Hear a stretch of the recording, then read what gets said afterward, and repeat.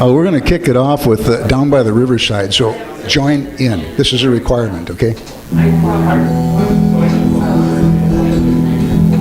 Gonna lay down my sword and shield down by the riverside, down by the riverside, oh, down by the riverside. I'm gonna lay down my sword and shield down by the riverside. Gonna study war no more. Ain't gonna study war no more. Ain't gonna study war no more. Gonna study war no more, no more. I ain't gonna study war no more. Ain't gonna study war no more. Gonna study war no more. Gonna put on my starry crown down by the riverside, down by the riverside, oh, down by the riverside. Gonna put on my starry crown down by the riverside and study war no more. Ain't gonna study war no more. Ain't gonna study war no more. Gonna study war no more, no more. I ain't gonna study war no more. Gonna study war no more. I ain't gonna study war no more. Gonna shake hands all around the world down by the riverside, down by the riverside, down by the riverside. I'm gonna shake hands all around the world down by the riverside. Gonna study war no more. Ain't gonna study war no more. Ain't gonna study war no more. Gonna study war no more, no more. I ain't gonna study war no more. Gonna study war no more. I ain't gonna study war no more. Gonna lay down my sword and shield down by the riverside, down by the riverside, oh, down by the riverside. Gonna lay down my sword and shield down by the riverside. Gonna study war no more. Gonna study war no more. No more.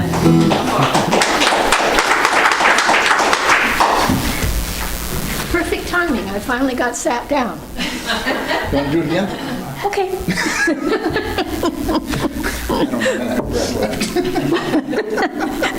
Welcome. Good morning. So nice to see all of you today. Last time Georgie was here, she told me some stuff to get that would help my throat, because it never does this until I get up here. And I did not write down what it was she told me to get. So we're doing warm coffee. Scotch? I don't drink scotch. Whiskey works. Whiskey works. Actually, I probably just should have brought some Tom and Jerry's in. I do have vodka in my water bottle. That's right. He told me that there's vodka in his water bottle, and I was going to leg wrestle him for it. Can I watch? That's Sunday. We do things a little differently, but maybe that's a little too differently. Don't know. Anyway, as you've probably noticed, we have Reverend Lorena with us today. And John Meyer. So it's always terrific when we have either one of them, both of them together, whatever. I'm always, did I haven't been in your vodka.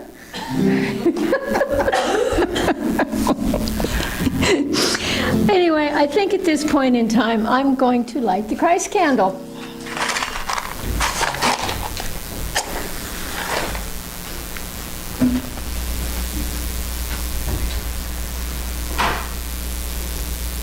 And as I remind you with this every week, the reason for having the Christ candle is just strictly a visual reminder of the Christ light that is within us at all points in time. You know, anytime you need it, even if you don't need it. Sometimes it's just really cool to say, oh yeah, that's there, thank you. You know, so it's for good stuff, bad stuff, remembering, thinking, oh, hey, I just got all the way through town and I didn't get stopped at one single light. and I didn't have one single driver get nasty. Thank you. You know, and I think at this point in time, I'm going to ask Lorena to do the opening prayer, and I'll drink some more hot coffee. Okay. Good morning. Let's go into prayer, and today as we do that, I'm going to read what the Advent book has written about peace, because this is the Sunday for peace. So, living peace. We envision the birth of Jesus occurring in a setting of great peace. From this auspicious beginning, he grew to become the Prince of Peace, our way-shower for living a life of peace, love, and compassion. We each have within us a deep well of peace. It lies at the very center of our being. Anytime we feel unsettled, anxious, or upset, we can return to the abiding peace of the Christ within. We can live peace, know peace, and be peace. And let's take those words into prayer this morning as we come together. Sweet Spirit, Prince of Peace, we just start our day with those powerful words of thank you. Thank you for another day, another breath, another moment. And we come together honoring the beautiful sunshine that we have outside and the beautiful light that we have inside as well, inside this community and inside each of us, for that is where it starts. And so we just set our troubles aside today. We leave them at the door. We can always pick them up if we want to. But for a little time, we'll just settle into that place of peace. And may the Lord of peace himself give you peace at all times, in all ways. And today we find comfort in those words. And we say, thank you, God. Amen. And we're going to sing this song. We're going to do It Came Upon a Midnight Clear, which, if you need words, is in the hymnal number 272. And we're just going to do the first and the third verse, because that's all I have on my paper. Works for me. All right. How about we stand if that feels good for you?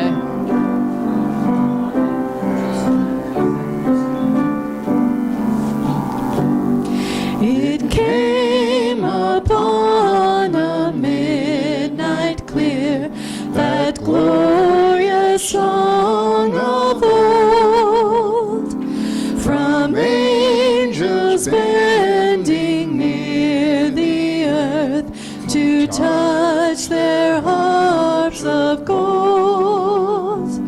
Peace on the earth, goodwill to men, from heaven's all gracious King. The world in solemn stillness lay to hear the angels sing.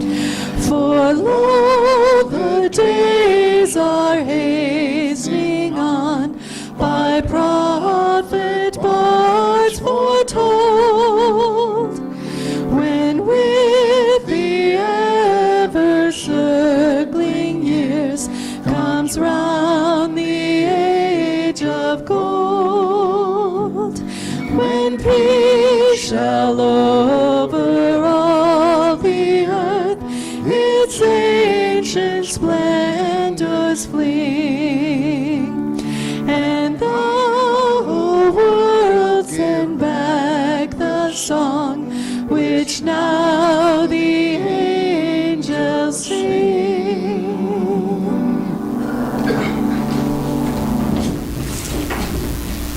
And I forgot. Yes. Yeah.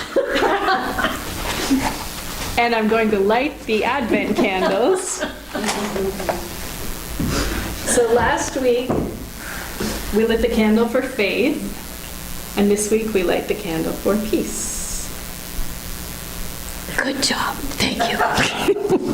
It occurred to me while I was at the candle. Yeah, I'm going, I wonder how I'm going to take care of this. Okay, woohoo! Okay, now we have those lit, and that's what's supposed to be done. So now I talk about the prayer box. And I think everybody here, most everybody here is familiar with the prayer box and what it amounts to. And you will find prayer requests on the back of all of the pews. And if you would like to fill one out and put it in the basket when the baskets come around, or come up and put it in the box yourself, or even in the drawer back there in our prayer corner. Once a month, all of these go back to Silent Unity, where they are prayed over for an additional 30 days in the Silent Unity prayer chapel.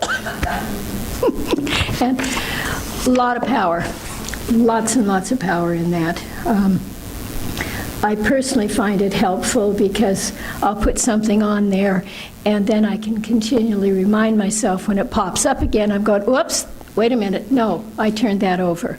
That's no longer my concern. It's being taken care of. So lots and lots of power.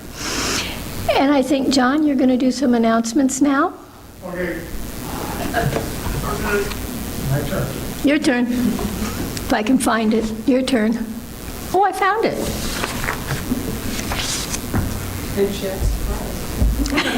Hey there. See? Thank you. You're welcome. Well, like she says, the prayer box works pretty good. Oh, I know. I know. yeah. Because, Guess what he tells you he just did, and he wants everybody to think that it was my idea. well, I had a thingy in there that said, I want a new car. please let Judy insist that I buy this new car. And she did. Oh, yeah. She insisted, so. Oh, yeah. So it works good. I like that. All right, next Sunday, December 17th. Yeah, Yeah, that's right. we will have an extra special surprise speaker with us, Reverend Lorena Smith. Where'd she go? That's right, we get twofers this month. And as a matter of fact, we'll have a trifecta, as she'll be on hand to assist Reverend Georgie on December 24th, which incidentally is Christmas Eve. So that's a thing. Okay, normally on Christmas Eve here, we gather together around 5 or 6 in the evening and have a candlelight service. I say normally because last year we canceled it because they told us our roads were going to be icy and we didn't want Nellie skating down the road. So we didn't do it. This year what we're going to do is we're going to have our Christmas Eve service with Reverend Georgie and Our 11 o'clock Lorena service. doing their thing at 11 o'clock. And then immediately following that, we will have our candlelight service. So that when we're done for the day, we send everybody off to be with their family and friends for Christmas. So that's what we're doing this year.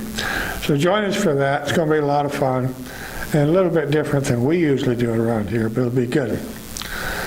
And that's, okay, yeah, Reverend Georgie will officiate. Lorena's going to assist. And I will also be here standing ready with the fire extinguisher. So it'll all be good. That's all. And also, as Cheryl was just saying, there'd been some talk about trying to have a potluck or something on Christmas Eve after the services. So we're wanting to know if there's any interest in that. Well, A huge one, that just bring a little food, it's gonna go on kind of long, maybe, I don't know. We talked about it at the board. like finger food, like maybe hot dogs. Something like that. Real Christmassy. Huh? More turkey? They're turkey hot dogs. I mean, hot dogs. Okay. Anyway, Just bring a few finger foods. yeah, That'd anyway, be that's. good. All right. Well, guess what? Now it's time for the November affirmation, and you will find your affirmation cards in your bulletin. Yes. Did I say? It's been a rough week.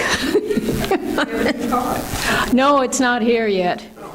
No, it's in, no, not that one. Yeah. Huh? Kansas. Oh, it is in Wichita? Maybe Marcy and I will go get it for you. See how it goes. Oh, okay, yeah. Because on top of everything else, it's going to cost a fortune to have it transported here. Yes, that's how we got his pickup several years ago. Yes, so I know about that part of it. But anyway, let's do the December affirmation. Think that might work? Okay, we'll do the one for the church first, please. Unity by the Sea joyfully shares the gift of God's love and is blessed. And for ourselves, I joyfully share the gift of God's love and I am blessed. Okay. And Cheryl is going to be doing the daily word for us today. Thank you. I behold the wonder of God. Watching children discover the wonders of life reminds me that God is the source of life at the center of everyone. Holding this truth in mind, I know that each and every creation is precious to God. Because I know that all of nature is to be treasured, I help preserve the environment that supports the abundance of life. I honor God by honoring all creation because of our shared sacred heritage. Nothing can come between individuals or nations except our resistance to accepting who we are as God's created. As I view the abundance and diversity of life with wonder, I take in the awesomeness of God that continues to unfold. I am eager to live from an awareness of the sacred presence that sustains all life. Whoever welcomes one such child in my name welcomes me. Matthew 18:5. Thank you.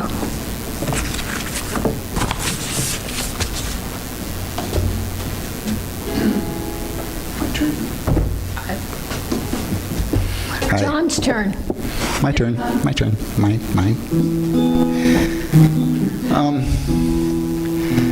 Friends know me as kind of a humbucker when it comes to Christmas songs. I don't do many of them, and never been one to go out caroling because I grew up in Minnesota, and it's kind of, well, that explains it all. But this is a Christmas song that I like to do every year. It was written about Christmas 1914 when peace broke out in the trenches between the French and the Germans and the English.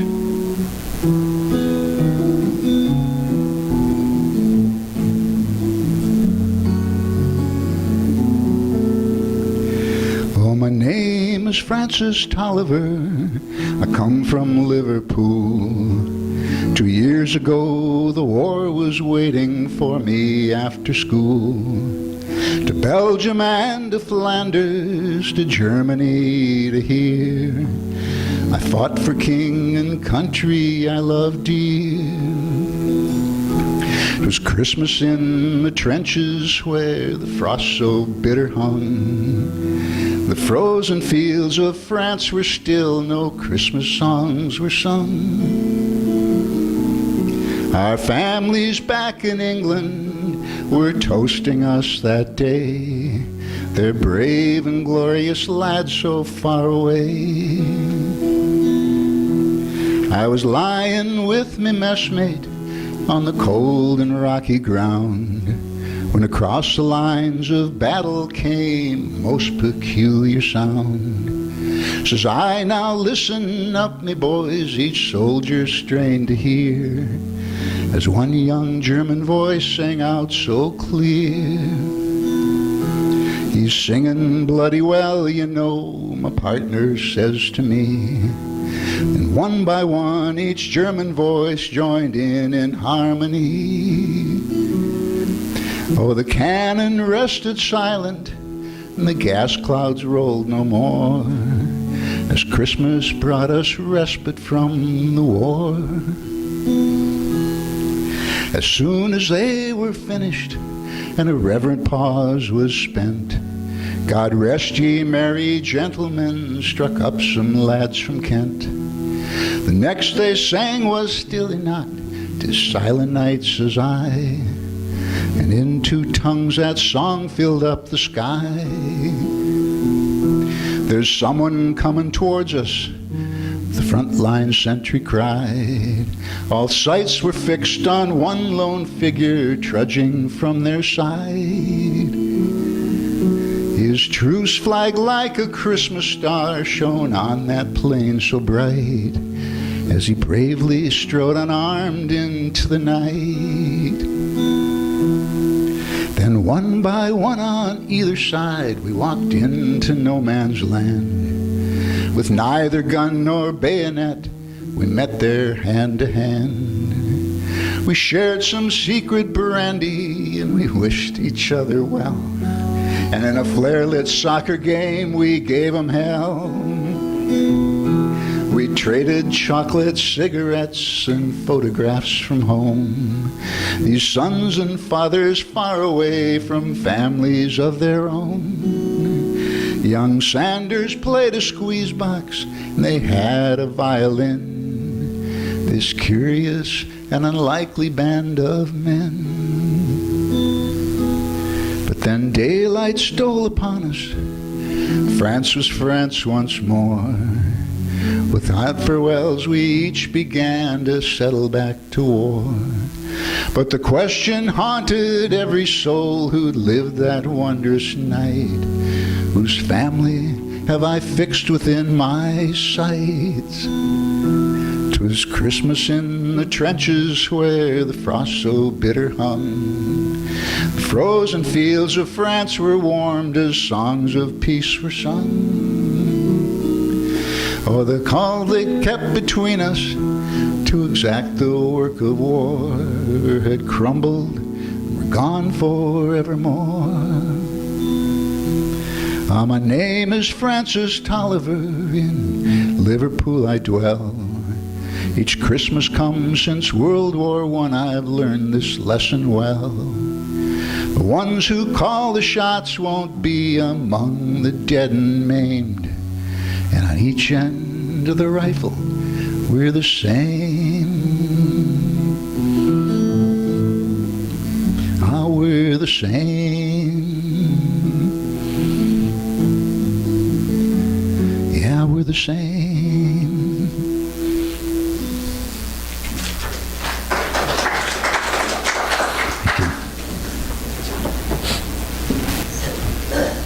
How incredibly appropriate. Isn't that a beautiful song?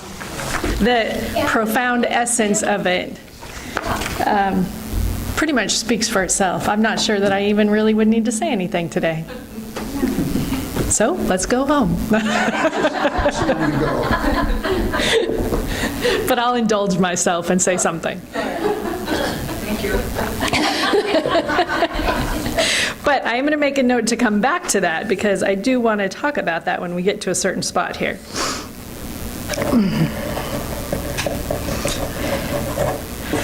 So good morning. This morning we're going to talk about peace. And there's a great quote from Mark Nepo in his Book of Awakening that goes, "There is a vastness that quiets the soul, but sometimes we are so squarely in the midst of life's forces that we can't see what we're a part of." And as I think about that quote and the title that I picked for today, Finding a Peace, P-I-E-C-E, of peace, P-E-A-C-E, fun, clever. I was thinking about that sometimes, and I was looking at this picture that I had painted, and I was thinking if I had only just a pinpoint of vision on that canvas, and it happened to fall in the middle where it's dark, then all I would see is darkness in the picture, as the picture, right? But the more I step back from that pinpoint and expand my view, the more things come into focus, and the picture takes on a life that I didn't even know it had.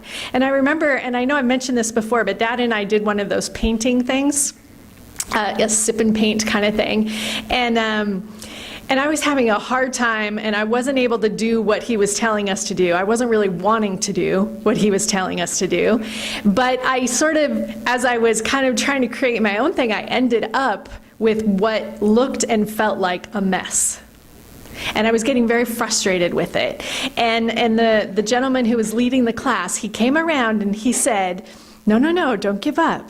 He said, stay with it.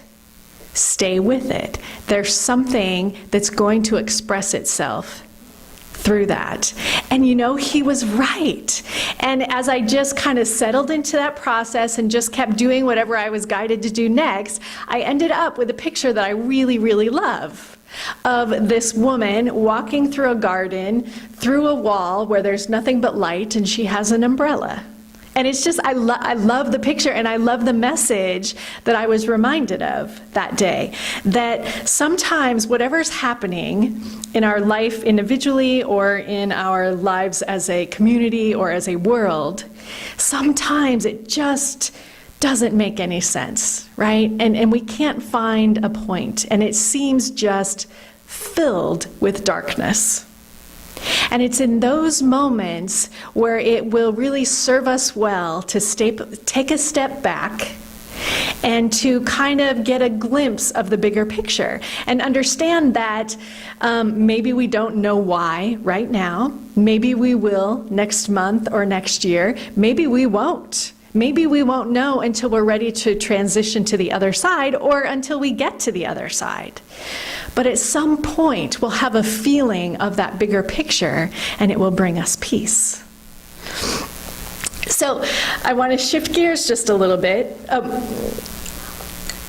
One more thing on puzzle. This is how I gauge my personal spiritual journey progress, if you will. I despise puzzles. Now, after saying that, right, I am not a puzzle person. And I feel like, we talked about this last year, I feel like life has become, maybe it's always been, but now I'm just aware of it, right? It's become a puzzle that I've received as a gift, but it's one of those puzzles that doesn't have the finished picture on the lid. Right? And I have no idea what it is that I'm supposed to be putting together. And I just don't like that. As much as I think as I've let go of control, I find I just don't like that feeling of that uncertainty, of not knowing. But I know that I'm starting to come to terms with that and get more comfortable with it, because I found myself the other day in a store browsing the puzzles. Whoa, right? And not for somebody else. Thinking, what puzzle would I like to put together? And this morning I woke up and went, wow, that's big. That's really big. So it's about, you know, we everything that happens, maybe we settle in a little bit more. And pretty soon it doesn't even matter that we don't know what it's going to look like. Heck, at this point we don't even really know, and it won't matter if we have all the pieces. Right? We just trust that we'll have what we need. And whenever the end comes, whatever that looks like, or if it comes, at some point we'll feel like we have this beautiful picture. And the sooner we can get to that point, the easier it will be to be peaceful and joyful. So I have a friend who lives in the Upper Peninsula of Michigan, which I hadn't really given much thought to Michigan, honestly, before we started talking. And so it's a northern location. So in the wintertime, they get about 8 hours of daylight. That's it. And because of the Great Lakes effect, where he's at, they can get, are you ready for this?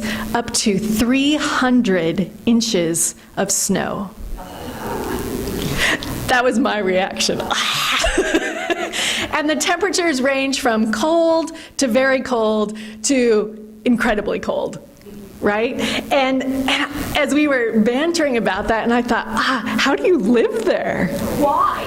Why do you live there? And he said, I love it. And he also likes to mountain bike, and he does it all year round in any weather condition. And he said, as long as you prepare appropriately, it's not a problem. And those words, though we were talking about weather at the time, I've just really been thinking about that. As long as we prepare appropriately. And I think about the storms of life that come, right? And how do we weather those? Well, it would behoove us to prepare appropriately. Now, his idea of preparing appropriately is to put on lots of layers to keep yourself warm, right? Well, in our spiritual journey, our preparation isn't about putting on layers. To the contrary, it's actually about removing layers, which seems a little crazy because lots of times in life we feel like we need protection. We want to protect ourselves from someone or something. But as we go along this journey, we realize more and more it's not about finding something out there. It's about uncovering what's in here. And so I was thinking, okay, how do we prepare? What does that mean? In one of the readings in the Advent book, it says, peace is not something we seek. Peace is something we uncover. It's our natural state of being. So how do we get there? I was thinking about, okay, going out into the weather. Well, what would be the point of preparing appropriately? What are you trying to do? You're trying to stay safe. You're trying to stay warm. And you're trying to stay dry, especially here, right? So how do we do that? What does that mean from a spiritual perspective? So I'll give you what I think it means. So safe. Well, we've already determined that we don't want to build barriers to keep ourselves safe. So what other options do we have? I think it's about learning to trust. Just like we talked about with the puzzle, right? It's a learning to trust the process of life. So often in Unity we talk about divine unfolding. And lots of times we're really good with that concept when things are divinely unfolding how we'd like them to, right? And when they're not, suddenly that concept is out the window. But how can we get to the place where we truly, truly, truly trust the divine unfolding? Imagining that everything is always, always working for our good. It comes down to that concept of, do you view the universe as a friendly place or an unfriendly place? Because if you view it as friendly, then you know no matter what's happening, no matter how it may seem in the moment, it is truly working for your good. Because a friendly universe, a sacred power, would never give you something that wasn't in some way for your good. If you think it's unfriendly, well, we know where that goes, right? Because we often go there, don't we? Especially when a package shows up that we didn't feel like we ordered and we didn't want. I'm thinking about Amazon. And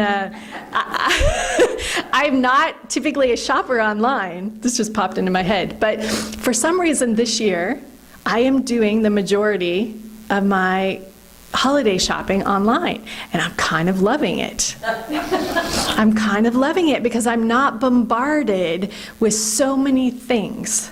I'm able to sit and think, what is the perfect gift I'd like to give to this child? And then I find it, and that's it, right? I don't have to second guess myself because I see all of this other stuff, so much stuff. And so that's working for me this year, but I'm thinking it would be like ordering something on Amazon and receiving it, and it's the wrong thing. How many of us feel that way about life? Like, hey, wait a minute. That must be the neighbor's package because I'm sure I didn't order that. But the divine Amazon knows what you need. It does, doesn't it? For what? Need for what? For growth, right? For growth. Somebody said to me, or I read it, I don't know, everything kind of mixes in my mind, but they said, you wouldn't have it if you couldn't handle it, right? We've heard some version of that. And just keeping that in mind has helped me to shift a little bit in my own world and what I have happening. It's like, oh, that's right. I can handle this. I do have the tools to handle this, right? So that's safe. So how do we stay warm? And when I think of warmth, I think of the glow of love, right? Love and light. So I'm experiencing all these nifty technology things. So my kids, you guys may already know this, I'm a little behind, but we have Netflix and we have a smart TV. And my kids introduced me the other day to the fact that there is a show on Netflix that is just a picture of a fireplace. Did you know that? I did not know it. It's the coolest thing. And some of them have light music, and the one that I really like just has the sounds of crackling fire. And so my TV is just filled with, it looks like a fireplace. So suddenly I can sit and look at the Christmas tree and have a fire burning in the corner. And we were sitting there the first night, and the kids were so amused at how enthralled I was with this. And I just kept looking at it. It was so real. It felt so good and so real. And I said to them, does anybody else feel their faces getting warm from the fire? And they all looked at me like I had totally gone off the deep end. But I was so focused on it, and my mind was telling me it was so real because I was focusing on it that I literally started having the sensation of being warmed by a fire. It makes a nice Christmas gift. I got some. Yeah, it's beautiful. So if you have it, I recommend you try it out. It's really fun. It's really fun, but it made me think the power of the mind, right? Oh, the power of the mind. But, okay, so it's light, it's warmth, it's love. That's ultimately what love is. And so instead of wrapping ourselves in all these layers of material, which we do when we go out into the actual elements, right, in wintertime, what if we wrapped ourselves in layers and layers of love? Because love, while it protects us, it's also, things can permeate it, right? So we're not building a wall to keep someone or something out. They can still cross through, and we can cross through. And yet it provides the warmth that will sustain us. And then how do we stay dry? And what does that mean? And for me, when I think of dry, well, I think of that picture that I painted where that was an umbrella, right? Out. But for some reason, there is something about Oregon where we don't like to carry umbrellas. Anywhere else in the country you go and it's raining, people have umbrellas. But for some reason, not here. Yeah, we're tough. but right. But ultimately, when I think of staying dry, I think of staying inside. That's really the best way to stay dry. So from a spiritual perspective, what does that mean? It means to go inside. And that phrase, home for the holidays, keeps moving through me. Because I know that literally going home for the holidays doesn't always provide people with a sense of peace. I understand that the holidays can be a really tough time for a lot of people. But what if we looked at it from a different perspective? What if we looked at home not as in a house or even people, but that place inside of us where our stillness lives, where the essence of God lives in each one of us? What if we could go to that home for the holidays? And I was listening to that beautiful song that John was playing, and I love that song. We do it every year, right? We've done it for years together. And this year, I think I was touched even more by it because I had this sense that they were all on the battlefield, they were all in their trenches, but for a few minutes or a few hours, whatever that was, each one of them went home for the holiday. And when they did that, what they found is that there was no war. There was no enemy.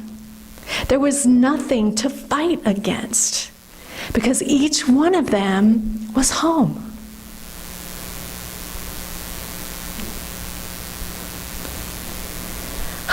It's a beautiful thing to think about, to feel. And what if we could all stay home all the time in that way? Wouldn't that, what kind of a world would that be? It would be, we would be peaceful as individuals, and as a result, collectively, we would be living in a peaceful world. And now we can't control, here's the thing, we can't control whether other people go home. And the more we lecture them or suggest that they go home, the further that takes us from our own home. We can only live by example, by doing that which we'd like to see in the world. It's funny because, talking about peace, and of course for the last couple days I've been searching for my home. And I just sort of, you know how you get behind or something and then it kind of snowballs, right? And it gets harder and harder. And yesterday I had this interesting day and I was supposed to go to my daughter's tournament basketball game in Woodburn. And for whatever reason, lots of reasons, I was late. And thank goodness I got there just in time to see her score her first basket of the season. So that was fun. But I missed 10 minutes of a 40-minute game.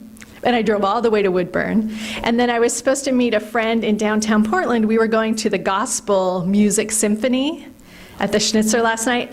Fabulous. Wow. Wow. And everybody was going to Portland. And I-5 was backed up from Wilsonville to downtown Portland. It was incredible, and I was feeling myself getting frustrated because I was supposed to meet at a certain point for dinner, and then I finally got down there, and then I parked in the wrong parking garage, so then I had to walk 4 blocks in the cold, you know, and I found myself at war. A part of me was looking for home, and the other part was just wanting to shoot anything in my field, right? Because I was so frustrated. And I kept thinking, take a breath, take a breath, take a breath. And that's really how we get home and return home when we leave, is by being mindful of when we're not there. And if we're paying attention, we'll know. There's never any doubt for me when I'm not there. Now, there's sometimes a doubt as to whether I'm going to find my way back or when I will find my way back. I know I'll always find my way because once you realize that it's there, then you know it's a safe, warm place to go. And your human self will have its way for a while, and then you'll find it again. And so it was so interesting yesterday. I had this play of in and out and in and out. And this morning coming too, I never hit traffic coming into Lincoln City. And I hit this point, and I was running late anyways, and I hit this point where it was just all backed on. And I hear myself thinking about giving this wonderful talk on peace and thinking, oh, come on. Right? And every light was red as I came through town. And I thought, oh, I'm not home. I'm not home, because when I'm home, first of all, every light is green, right? And if it's not, I don't care. So, right, return home. Was E.T. phone home? It just popped into my head. And I've been thinking, so it's interesting that we go deep inside for peace. And the deeper we go, the higher it elevates us in our consciousness, in our joy, in our love, and in our light. And I'm reminded of a way a tree grows. I love trees.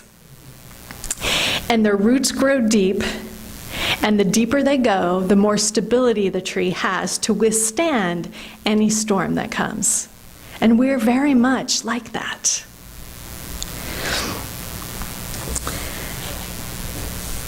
In this season of darkness, which it sometimes feels like, right? We need light the most. And Scripture reminds us, you are the light of the world. A city built on a hill cannot be hid. No one, after lighting a lamp, puts it under the bushel basket, but on the lampstand, and it gives light to all in the house. In the same way, let your light shine before others, so that they may see your good works. And that's what we're striving to do, right? When we go home so we can turn on our light. When I go into my literal house, the first thing I always do is turn on the light. And when we go into our spiritual home, into ourselves, what we do is we turn on the light. And then everybody we encounter, everyone who goes by, can see that there's a light on in that house. And isn't that a beautiful thought?